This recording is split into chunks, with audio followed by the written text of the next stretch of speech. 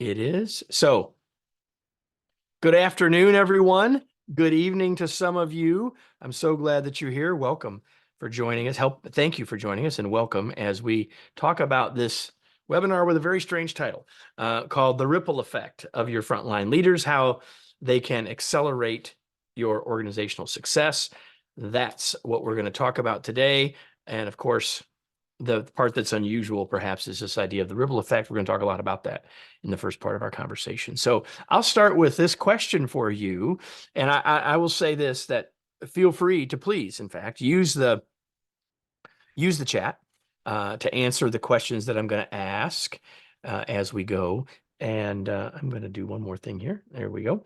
And so I'm just going to ask you this question. And if you're willing to share anything about any of these things in the chat, that would be great. Here's the thing. What's going on in your organization in terms of productivity, in terms of output, in terms of product quality or service delivery, in terms of customer service, in terms of collaboration, in terms of retention, in terms of safety? What are your organizational results? How do they look? And what are your gaps? That's the question for you to be thinking about over the next little bit. And I'm curious if any of you are willing to share any specific gaps that you're feeling that maybe challenges to your organizational success that led you to be here. If you put any of that in the chat, that would be useful and helpful to me. And there we go. Hired a new person, promoted another, now backfilling. A challenge to find talent. So Tom, that relates to where we're going, of course.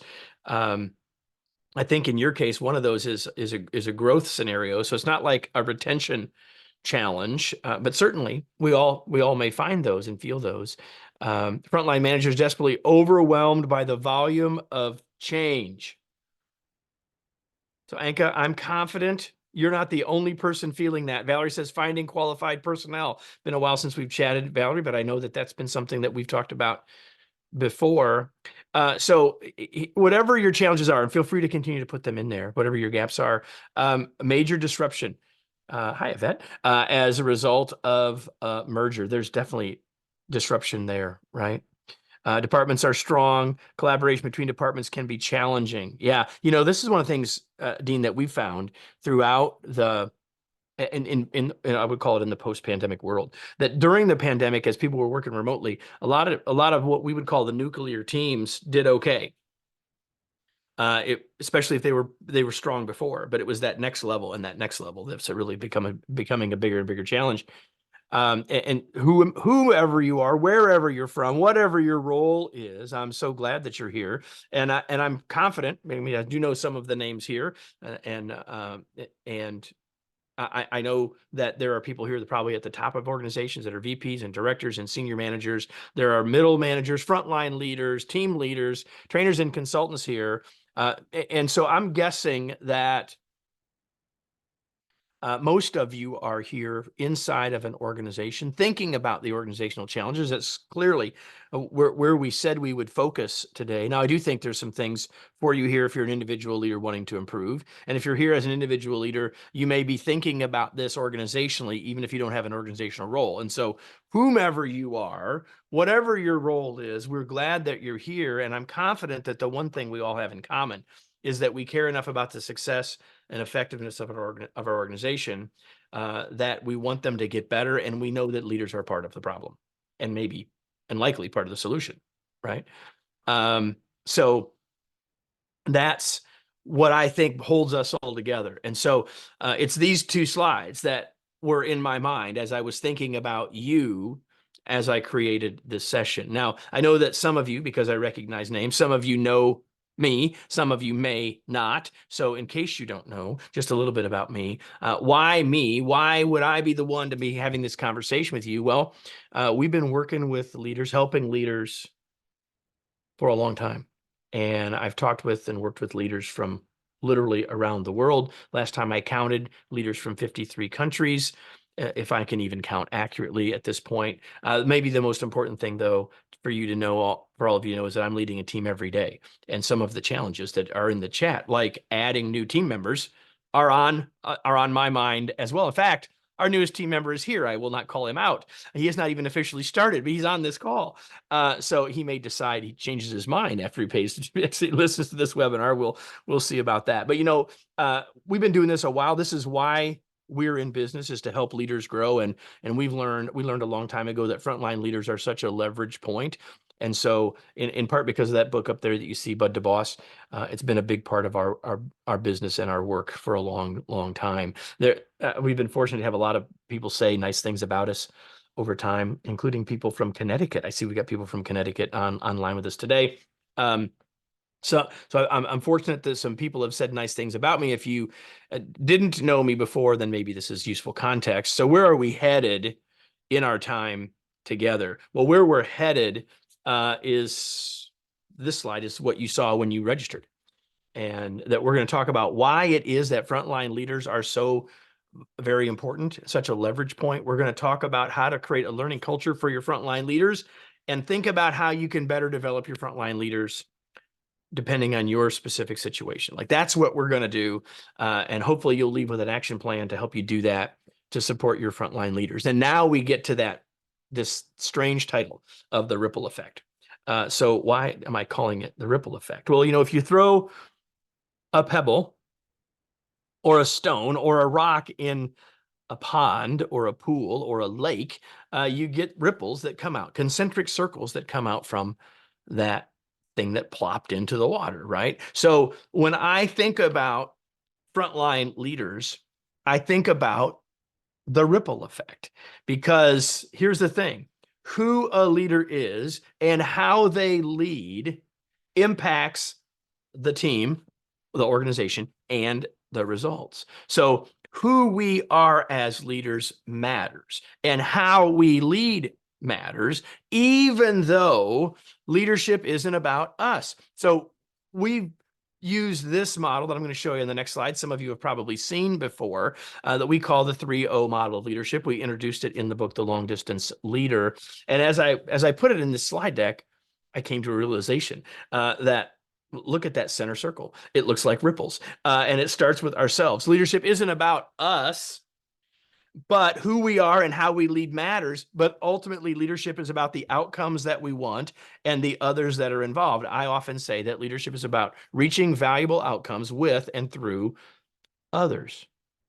And so the ripple effect says who we are matters, but we're doing this for the purpose of reaching the organizational outcomes with and through other people. So, there are two big ideas in the title of this webinar, right? Frontline leaders, organizational success. And so both of those show up in here, and both of them are related to the ripple effect. So more about the ripple effect later. But what I really want to do now is share with you what I would call some facts about frontline leaders. It doesn't matter the size of our organizations, although the bigger our organizations, the more true some of these are. But they're true regardless. So I don't know, I think I have 7 or 8 facts here. Here's the first one. Your frontline leaders lead most of your people, right? The people that are leading those on the front line that's the largest group of folks. So the leaders that have the most direct impact on people are at the front line. And they're literally on the front line.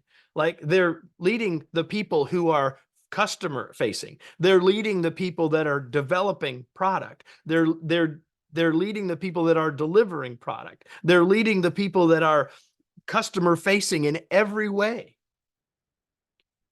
And without question, that's an important point in any business, right? Like, those customers are the ones that are writing all of our paychecks and everything else that falls out of that. And so we've got frontline leaders who are interacting with the most of our folks every day on the front line, and they're interacting with and having an impact on those people who are doing the work with the customer or on the product or the delivery of the product. And so they have great impact. They have big impact. So I will tell you that the images here that you see, I created in AI. And it's interesting because for this next slide, where the idea is they have big impact, I asked AI to say, give me a metaphorical image that describes big impact. And guess what it showed me? Ripples.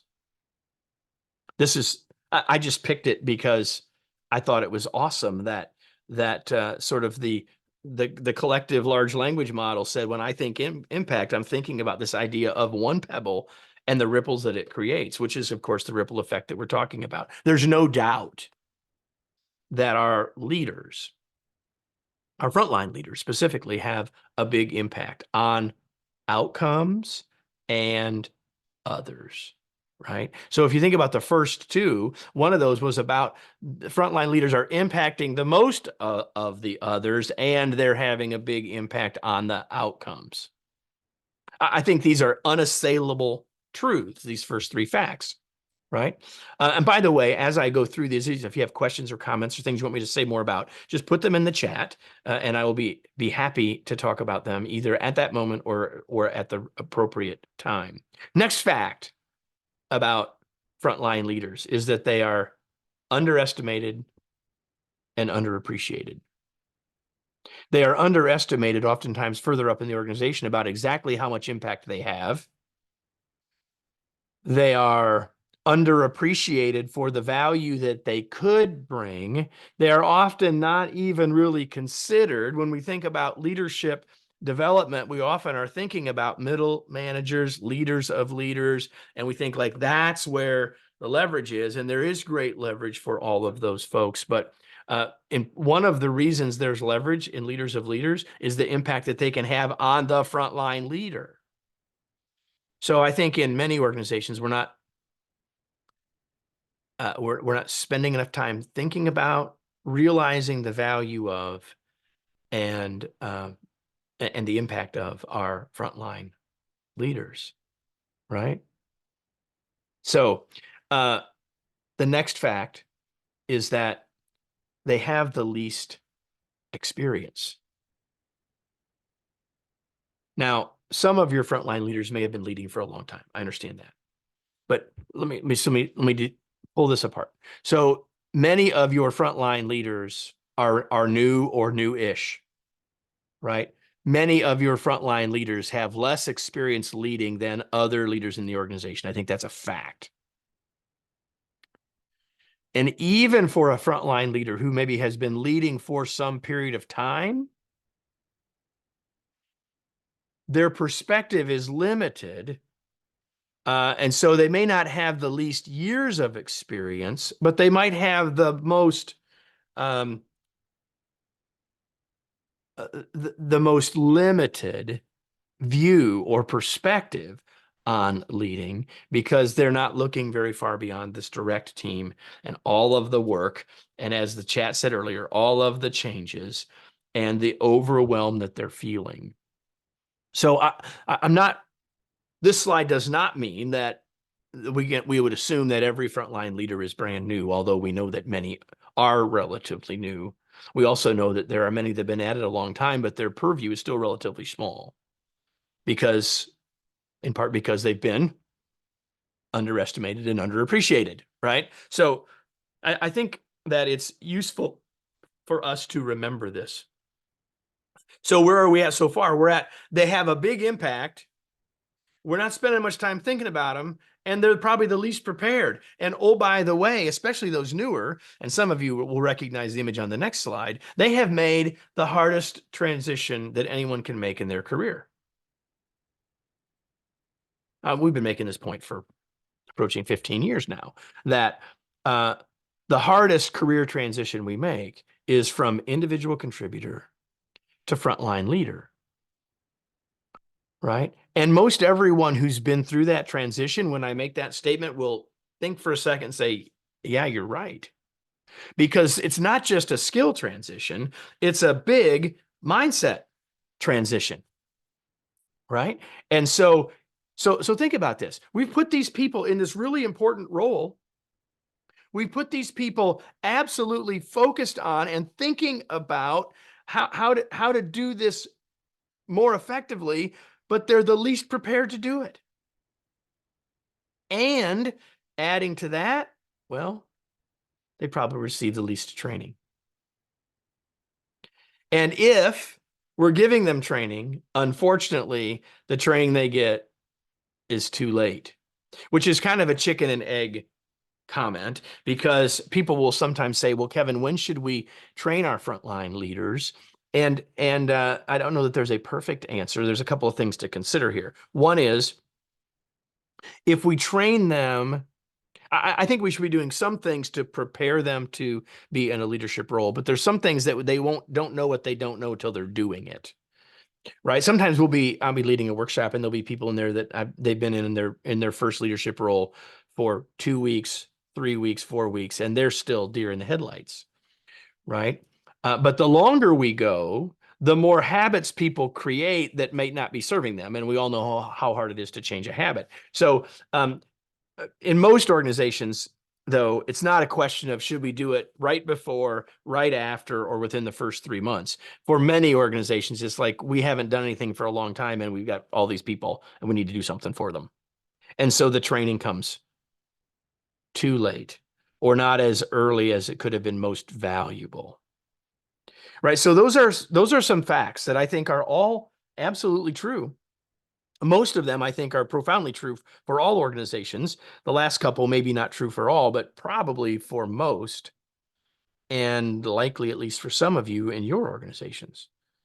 Right. So those are the facts. And so if those things are true, where does that lead us? Where that leads us is that we're going to have inconsistency. We're going to have some leaders that one way or another are better prepared or doing a little better job. And a frontline leader there might look like a star early, and they might be doing really well, but we have inconsistency. We certainly have inefficiency. We certainly have mixed messages, because we got this leader doing a little better than this leader, doing a little better than this leader, and all the people on their teams are like looking around like, what's going on?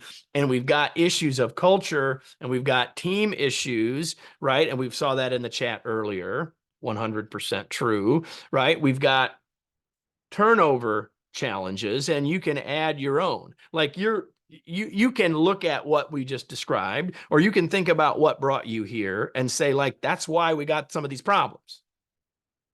And maybe before right now, you haven't thought about that through the lens of frontline leader as much, which is okay. That's why we're here, right? Or maybe you already see that, but you're sitting here right now thinking, man, there's some other people in my organization that I wish could hear what you're saying, Kevin. And that's why we recorded it. So you can share it with them. And we would love for you to do that, right? Because you may say, like, how do I help others see what I see, or what you've just shared, or what I see on this slide? Fine. That's, again, why we've created this the way we've created it, right? So I said earlier that every leader creates ripples. And so what do I specifically mean by that? I gave you a definition earlier of the ripple effect, but let me just say this. I'm going to give you the letters that spell out ripples and things that every leader's doing or not doing, and how well or how ineffectively they're doing these things have a huge impact on how successful they are and what kind of impact they're having in the organization, right? So leaders either are creating relationships and doing that effectively, or they're not. And this one right here is often one for brand new frontline leaders. It's really hard. Like, what should that look like now? And if they kind of get that wrong, or don't do that as effectively as they could, that's a big challenge, right? Every leader creates ripples, and they have a tremendous amount of influence. I often say that leadership is all about influence, that we are in the influence business. We can't control others. We can only influence others. So every leader is having influence. Is it the influence that we want and need? Is it the right influence? That's for you to be determining, right? And if it's and as we go through these words that spell out ripples, you may be saying, this is a big one for us. This is the one that's the gap maybe for us. All leaders need to provide coaching. Some aren't. Part of our job. Some aren't doing it, or aren't doing it very well, or aren't doing it very consistently, or aren't doing it very confidently. And we all know that when they're doing those things more efficiently, effectively, more confidently, more consistently, that's going to have a positive ripple in the organization. Every leader is promoting collaboration or not. So that's culture related for sure, right? What are the expectations that we have for our teams around collaboration? And we were talking earlier about where does the collaboration stop, right? Is it within this team, nuclear team? Is it within the department? Does that roll out? Every leader needs to be a listener, right? For sure. And I see we got someone putting a note on the slide, which I'll talk about here in a second. And every leader ought to be, needs to be, should be, will be more effective if they're listening and being encouraging, right? And if they're not, we know that's having an impact in our organization, right? I don't think there's any question about that. Okay. So all of these that, well, let me get the last, it's ripples. So let me get the S up here. Then I'll make a comment on the thing on the slide. If you have other comments, just put them in the chat. It'll be easier for me to manage there. But I'll get to this point in a second. And every leader is supporting culture. Now, it may not be supporting the culture you want, but the culture you have, the way we do things around here, is 100% influenced and impacted by the leader. And since the biggest number of folks in our organization are being led by frontline leaders, this is a huge deal, right? This is a huge deal. So every leader is creating these ripples, relationships, influence, providing coaching, promoting collaboration, listening, encouraging, supporting culture, and I would say in all these cases, or not, right? Or not. And so we can talk about all of the stuff that it means to all of the stuff that are on our plates to lead. And we need those frontline leaders also to manage up. Here's the way I like to think about that point. And I'm going to slide that off of here in a second. Here's the comment that I would make here. The comment that I would make is that most leaders realize at any level, they have a responsibility to communicate messages downward, right? Like whatever messages come from above, I need to be able to communicate those downward. And that's part of our job. But our job as leaders at all levels is to be what I would call a conduit. Think about it this way. We are the face and the voice of the organization. Jay, we will make sure that you get a copy of these slides. I don't know how fantastic they are, but thank you for that. We'll make sure that we get those to you. So here's the thing. We have a responsibility to communicate downward, right? One way to say that is we are the face and the voice of the organization to our teams, right? But it's not just one direction. We have a responsibility to be a communication channel upward to the organization. We are also the face and voice of our team upward. And so both of those are really important and really useful for us to consider and think about, right? So they've moved this on me here, but let's see. There, they moved that in Zoom, but that's okay.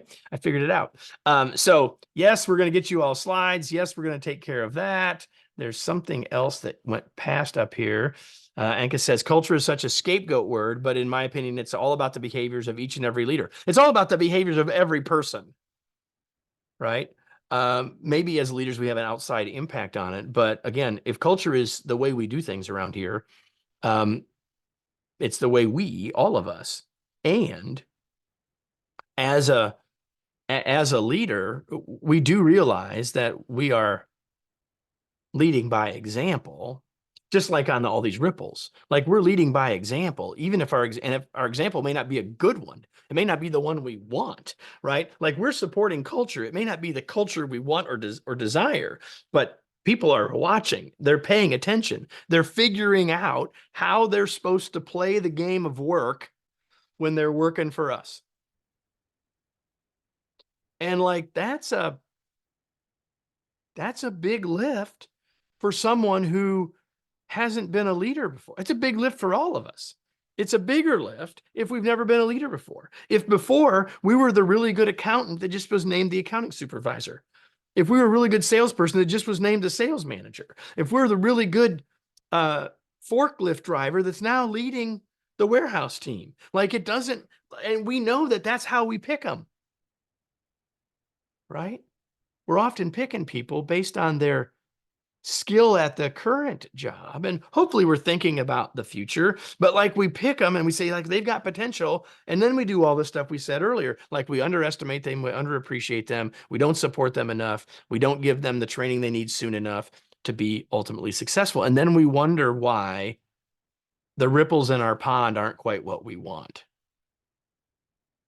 right? So the question that I would come back to again is, do you like the ripples in your organizational pond? I mean, when you look at that list, how do you feel about how your frontline leaders, we could say all leaders, but we're today talking about frontline leaders, how do you feel like they're doing, right? So I'm just going to stay, I mean, you saw the next slide, but let me just stay here for a second more and say, does anyone other, we had a comment here about culture, any comment about any of the rest of these where maybe you're seeing a challenge or you want to make a comment? Replying it to me, it feels more like a rip some days. Okay. All right. What else? Any other comments? Anybody? I mean, we could have I could do a whole webinar on every one of these. That is not what you came for. And I have done whole webinars on some of these topics.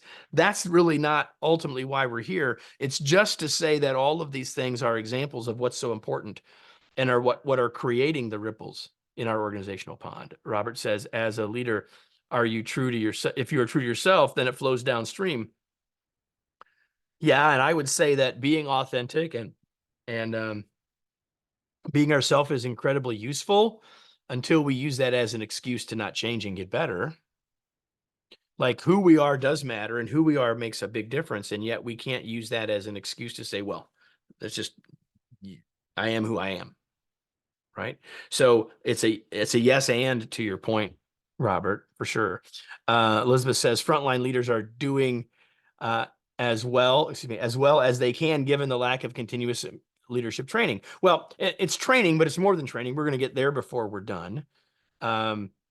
Marlene says that the collaboration is missed much of the time because as a leader, we want to help and be the person rather than creating opportunities for collaboration, rather than, feeling like we're supposed to have the answers. The bias of knowledge, if you will, the bias of expertise can certainly be one of the things that gets in the way of collaboration. Not the only one, certainly one of them for sure. Okay. Anybody else have any comments about any of these before we go further? Anybody?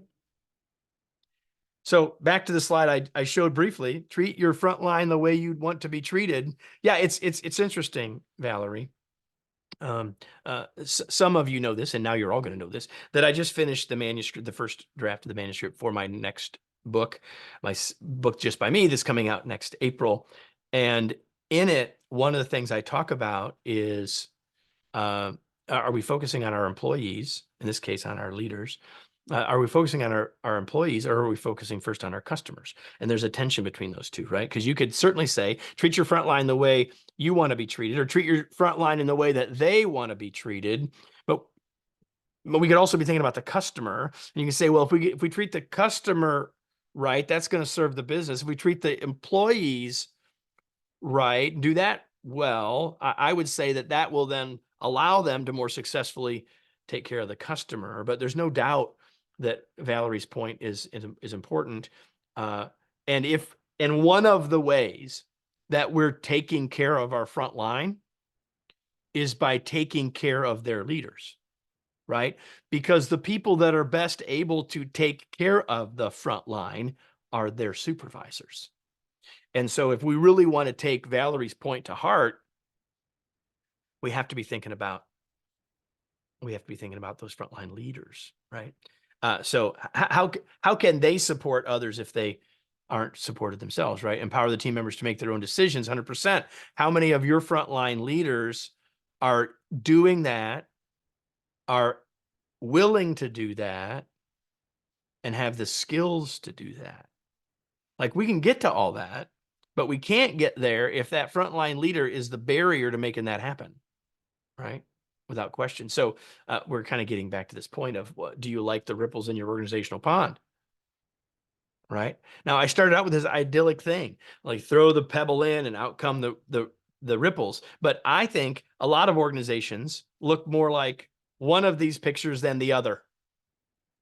They look more like, well, we got a bunch of leaders doing a bunch of different stuff. It isn't all the same. It's causing more confusion. It's causing inefficiency and ineffectiveness and inconsistency. Right. And yes, definitely there's listening, and then there's actively listening. And, you know, all leaders are probably listening a little, but are they capital L, right? Actively listening is a different thing. And we know we want that. But here's the thing, we got all of our leaders out here. Are they like, in a perfect world, it's one big leadership stone being thrown into the water, and we're getting these massive and powerful ripples. But if we don't have it, the top picture looks something that comes from the sea level. Maybe. I mean, so that metaphor could be the different messages that are coming. I was coming at this from this being a metaphor of all of the different ways that different leaders are leading and how that's creating havoc, chaos in our organizations, which is causing some of the problems that we talked about earlier, right? Like retention problems, like communication problems, like productivity problems, like safety problems, like we ran down that list, right? So this slide to me is worth you pondering. I'm not necessarily asking you all to bare your souls about your organizations in the chat, but I think it's one of the most important slides here, because if you feel like you've got the bottom circle, you probably don't need to be here. But if you feel like you got the top circle, well, you probably are glad you're here, and you're probably looking forward to the next 28 minutes. So we've talked about the ripple effect. We've talked about some of the ideas about ripples, right? And about some of what it means to be a frontline leader. Certainly we haven't gone into great depth there, but we've certainly given ourselves something to consider there. Hopefully now we realize that our frontline leaders are really important, and they're a tremendous leverage point. Valerie says the bottom circle is in the perfect world. It's not even a real picture, right? Because it came from AI. So it's not exactly how even the ripples would look. But yeah, so in some ways it is that, right? Robert asks, could the top picture also be a different interpretation of the same message? Yeah, I think it could. Like I said, I think this could look like different messages, right? I don't think there's any question. I think there's probably a number of metaphors that you could apply and connect to the top picture. I don't think there's any question about it. Okay. So now I want to sort of in the second half of our time, shift gears to go along with what I promised you. And the first part was why are frontline leaders such an important part of our organizational system. And now let's go to like, okay, now what do we do about it? And I think that this next slide should create no controversy at all, right? Here it is. Could the top picture, let me go back before I do this, because Cynthia makes an interesting point. Could the top picture represent network leadership? I think it could. You know, a matrix, a network, I think that's true, but the network will be more effective when people understand their role in that network, rather than just there being all this sort of mixed signals and mixed messaging. So yeah, there's, I think, a lot that we could talk about there, Cynthia, that we probably don't have time to right now, but I love the question. I really do. The next slide, as I said a second ago, I don't think this will cause any consternation to anyone. I think it's probably a true statement for all of you that being a leader is a complex activity. Like there's nothing simple about it. Like just take the 7 things that we had in ripples. Like all of those things are challenging enough, and that's not the whole thing. It's just not everything. Like doing this work is hard. And so if we're going to try to help our leaders, where's the cheese? I don't know. The cheese is, I don't know, maybe in the center of that, Robert. I don't know. I don't see the cheese. So it's complex. It's hard work. And it's important work, as we've been talking about for the last 30 minutes, right? And so now the question is, if we want to help our folks get better at it, we have to start by realizing that this is hard work. This is complex work. There's more than one way to do it well. All of those things come into play. So the question then is, how do any of us as humans learn complex things? Well, first of all, we have to have a desire to learn it.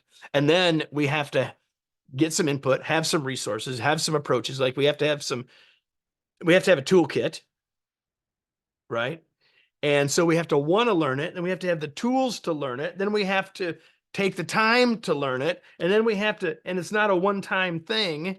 It's a try it, practice, mistake, and get better, right? Yes. Rinse and repeat, Elizabeth, right? So certainly on all of these, and certainly if we, between take the time, try and practice, get feedback, like that's a loop, right? So I have actually used this slide before, and then in the slide that came after it, I had a picture of someone washing their hair. Like rinse and repeat, 100%, right? So like this is how we learn as human beings, learn complex things. So here's what we got. Frontline leaders, really important. We've got a complex thing for them to do, and this is how we all learn complex things. Okay, so then what can we do organizationally? What can we do as leaders of these frontline leaders? But what can we do to support the learning of our frontline leaders? So I'll give you some things here to think about and to be considering for yourself and in your organizations. And the first one is we have to have clear expectations for our frontline leaders of what success looks like. What does it look like to be a successful leader in our organization? There's some general things that would probably be true in any organization, but like, how can people possibly be successful if they don't know what success is? Right? So we organizationally need to be setting clearer expectations for our frontline leaders about what success is. Because here's what I believe. I believe that 95% of people want to do great work 95% of the time. And I believe that your frontline leaders, 95% of your frontline leaders want to do great work 95% of the time. Without a clear expectation, they have no idea what great work is. They have to guess. And one of the reasons we got all these pebbles is everyone's making their own guess. And they're doing, I believe in most cases, doing the best they can. Right? So the first thing is, what is success? The next thing is we got to give people learning opportunities earlier. Now, notice I didn't use the T word there, training. I just said learning opportunities. We go back to our earlier slide. We said that people need input, resources, and approaches. So that's what I'm talking about here. I'm talking about giving people earlier opportunities to start to get insights, ideas, to put stuff in their toolkit. Might be training, might not be training, right? Sorry, there it is.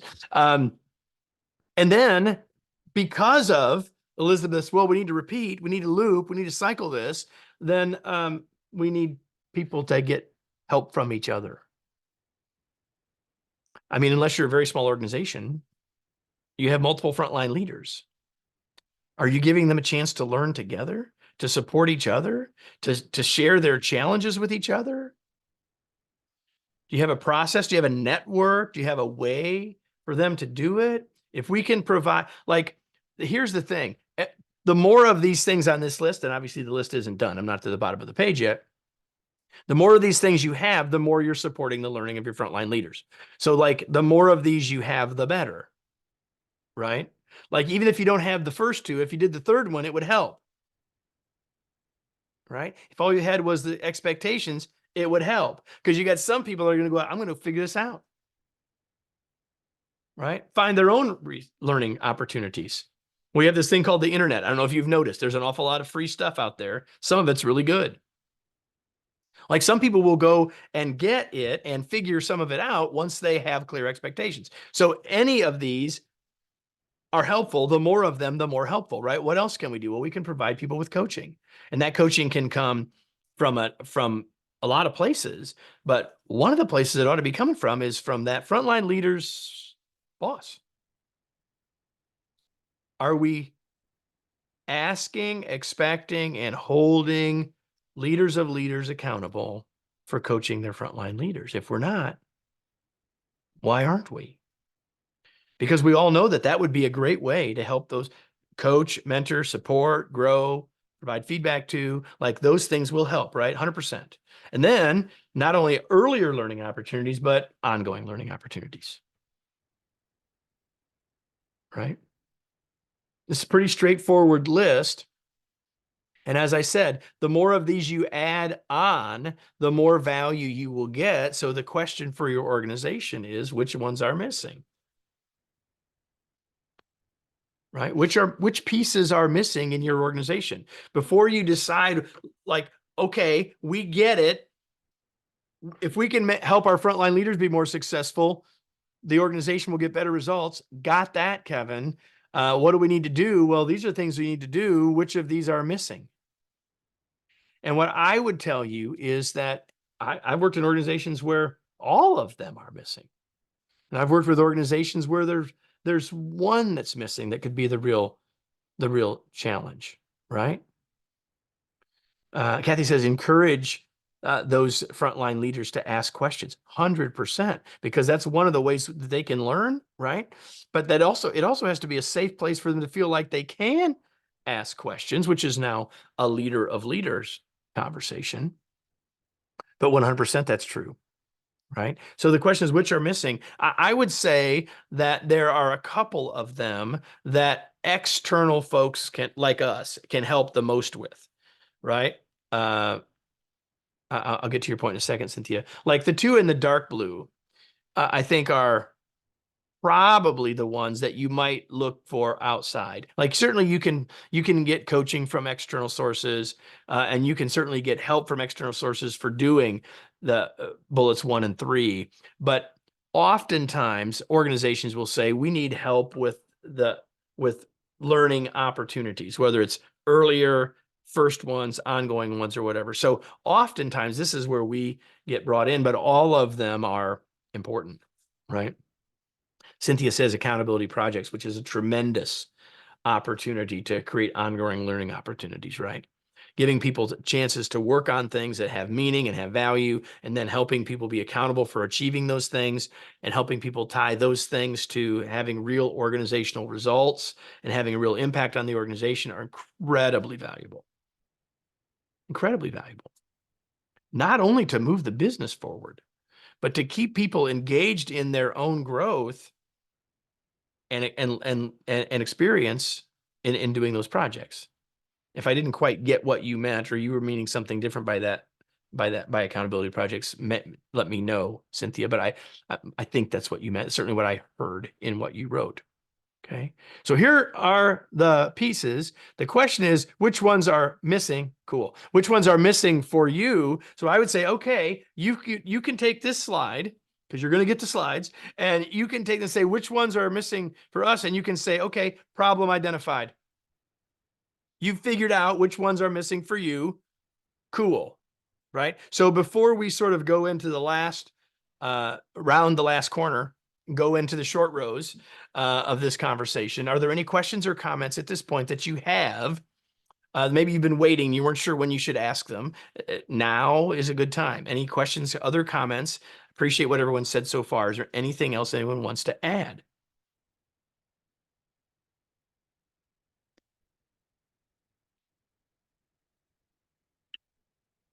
Then I'm going to move on.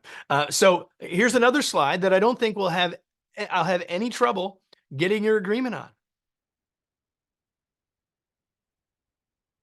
This is not a one-shot thing, right? Yeah, Tom got it. He's the only one that knows it. So Tom, you can put in the chat what that means if you want to. I'll leave that to you. So here's the thing. Developing leaders is a journey, right? Elizabeth said, all those steps I listed earlier, and repeat, like it's an ongoing thing. Okay, it's an ongoing thing. And so we said earlier that one of the facts about frontline leaders is that they're underestimated and underappreciated. We also said that they're often not getting training soon enough. Right? So if it's a journey, the question is, how do we get there? Right? And what I want to share with you is, if you think about this challenge that we all face from an organizational perspective, I think that you can say, okay, well, we want to develop our leaders. We got to figure out how we're going to do it. And I believe that you have basically 5 ways to develop your frontline leaders, and they fall into what we call the development framework.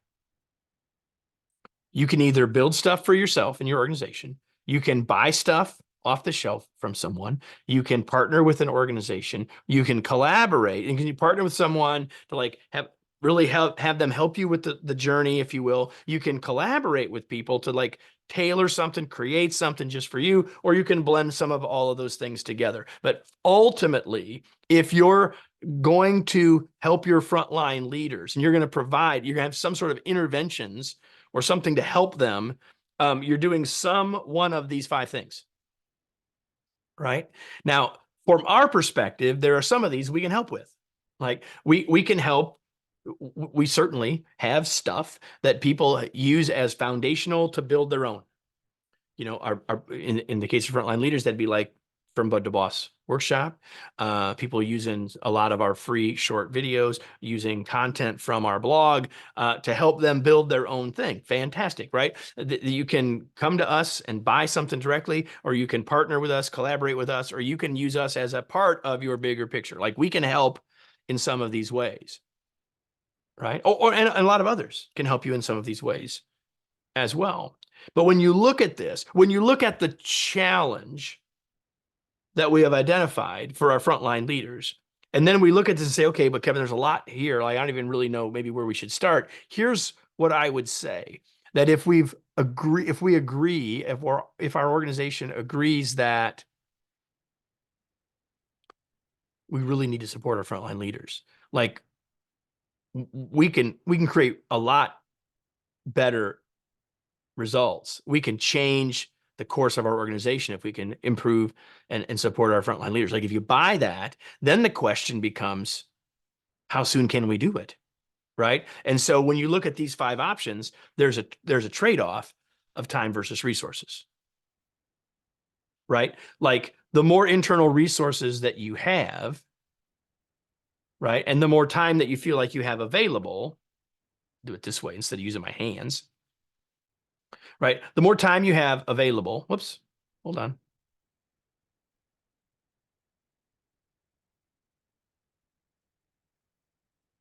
The more time you have available, let's do it like this, and the more resources that you have, then the more this might be your best choice. But you say, well, we don't have that much time, Kevin.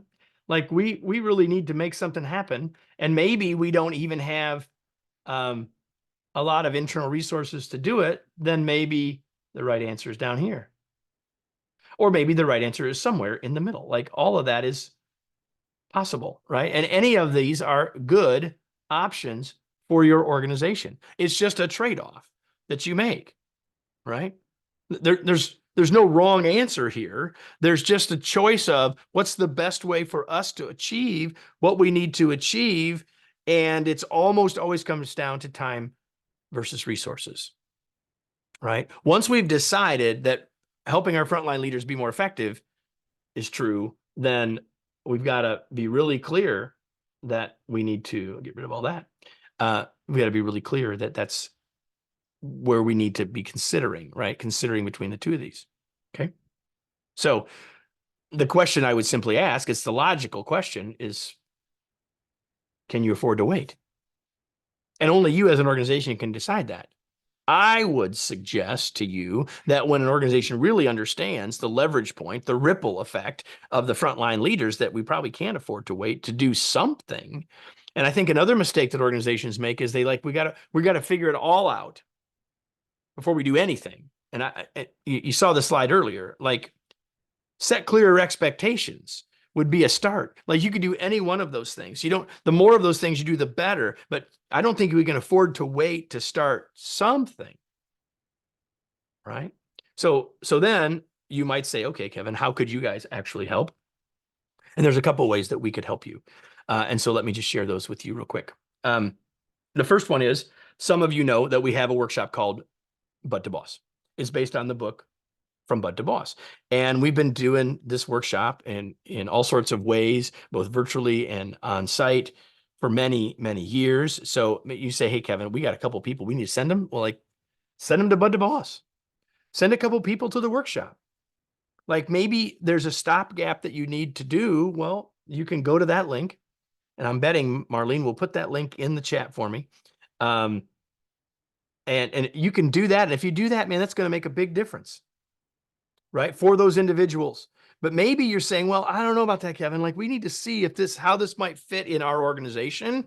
Well, we have another option for you, which is you can send someone to what we call the preview. I'm going to explain the preview to you, right? And you're very welcome, Cynthia. So let me explain the preview to you. Okay. So here's the idea of the preview. The idea of the preview is if you're a person that comes to the preview gets full access to the workshop, like you're a full participant. You're not just observing it, you're like participating in it. But there's a qualification requirement. Like we don't want someone to come in the preview mode thinking about it organizationally unless you're really thinking about it organizationally. And while the person that you send doesn't have to be the decision maker, they have to know that they're going to help make a decision about whether Bud to Boss will fit in our organization or not. Right. So, I mean, it's pretty, I think that should be pretty safe and clear to understand as to why. So there's that qualification, and you attend and you get both the Bud to Boss book, you get the My Journey from Bud to Boss book. Both of these are, of course, are resources that you might decide after the preview. Hey, we're going to build something ourselves, but these resources give me something that might help us. And you get by doing the preview.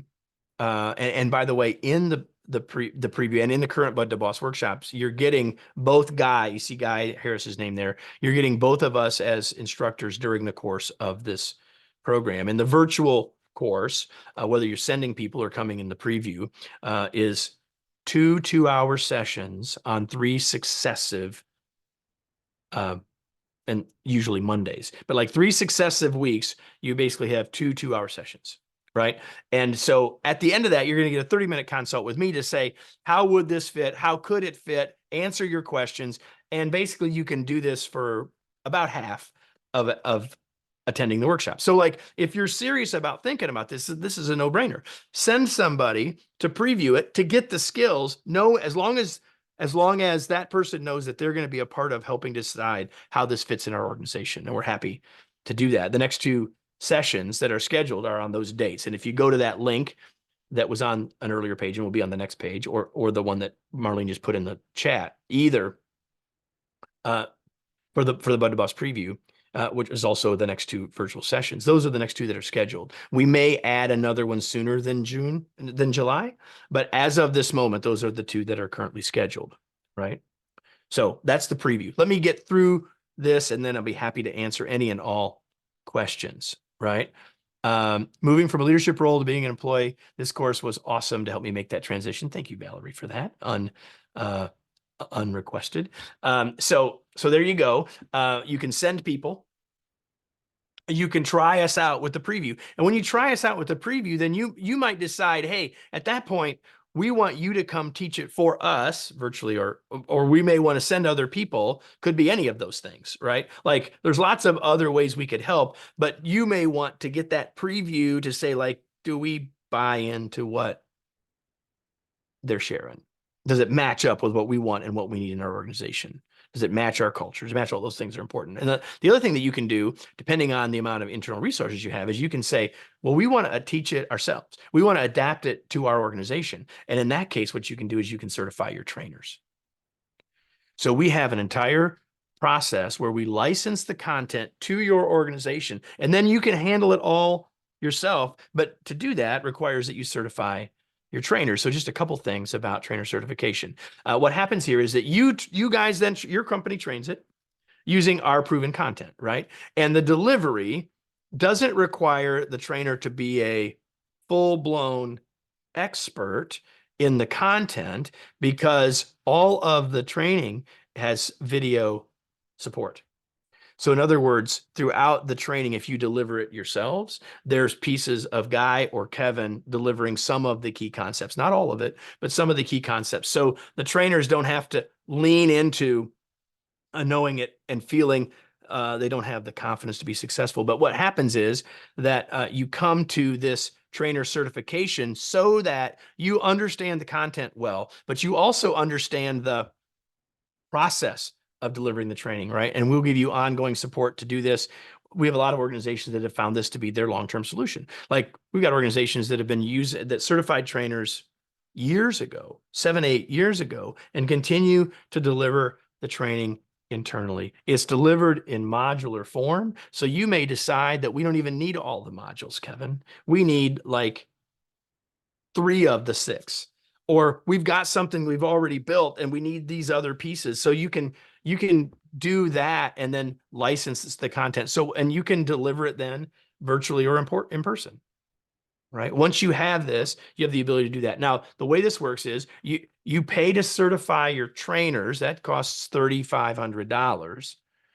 And then you pay a license fee for the content for every person that you train. And we can talk about all those things with you later if this is an option that works for you. And we're currently trying to figure out when we're going to have our next trainer certification. So if you feel like, hey, this works for us, by the way, most organizations, depending on size, will train at least 2 people. And I'm not saying that to get more of your money. I'm saying that to make sure that as oftentimes people will share the facilitation, but sometimes we need some flexibility to make sure that we've got someone that can teach it when we need to teach it. So we can walk through all those things with you. And the next date is to be determined in part based on the interest that is shown by folks listening to us right now. And so here's how you get started, right? You can reach out to your contact on our team. And some of you know who your contact is. You can reach out to them and say, and to talk to them about how to move forward. Like, do you want to send your leaders to us to take virtual bud to boss? Do you want to send someone to the preview because you're seriously thinking about how you might use this organizationally? Or do you already think you want to certify your trainers? Like if you already know that, or you just want to talk through all that with a member of our team. If you know who your contact is, just reach out to them, right? So reach out to your person if you know who your person is.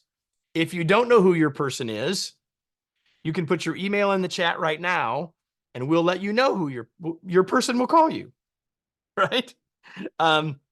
Or you can send an email to Jill@kevineikenberry.com and say, I don't know who my person is. I was on the webinar. I don't know who my person is. And we'll make sure that person gets to you, right? Simple as that. And if you don't do either of those things, you will not be surprised that we're going to follow up with you. You'll get an email from us and you will know from that who your person is. So if you're ready to have that conversation now and you know who it is, reach out to them. If you don't, let us know, Ricky, we will make sure that you find out who that is. Will you capture that for me, Marlene, so we don't lose it? If the chat moves forward. And then if you don't do either of those things, trust me, you'll get an email from us and you'll find out who your contact is. And your person will reach out to you to see if you have questions, you have comments, you have concerns, etc. Right? So here's the thing, everybody. Let's go back to why we started. We started this because we said we want to have more organizational success, and now we realize that our frontline leaders might be an underappreciated missing link in that organizational success. Like organizational success is complex. There's a lot of pieces to it, for sure. One of those things and underappreciated one of those things are the success, the confidence, the competence, the behaviors of our frontline leaders. So whether you're trying to improve our business results, reach our goals, increase our productivity, reduce our turnover, whether you're trying to develop your teams, build your customers, build your culture, add to your customers, have happier customers, you go right on down that list, whatever that is, I would say now's the time. And here's the thing, you can reach out to us. Reach out to your contact. That consult is not going to cost you anything. There's zero risk involved in it. Maybe all you want to do is get a chance to talk through some of this a little bit more with someone on our team. Please do that. So we've been in business for 30 years, over 30 years. And for most of that time, and certainly from now on, we're in the business of helping leaders make a bigger positive difference for their teams, organizations, and the world. And one of the biggest places to do that, one of the biggest ripples, is with frontline leaders. And I'm honored that you've joined us, and we'd be honored for you to continue to trust us to help you. And we've given you some ways to do that, and we'd love to help you do that. And I would say, why would we wait? Right? That now is the time. That success favors action. And hopefully we've given you some very tangible actions that you can take with us or without us. Obviously, we would love to help you.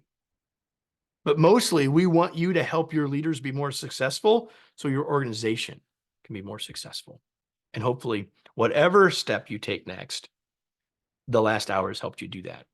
So with that, I thank you all. I appreciate your time, energy, your engagement in the chat. I wish you great success. And I hope that in some cases, I'm talking to some of you soon. Thanks, everybody.